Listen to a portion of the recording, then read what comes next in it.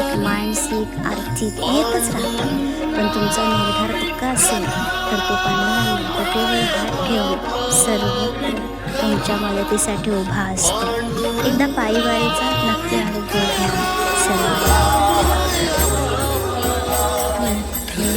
पंढरीस मी जाईन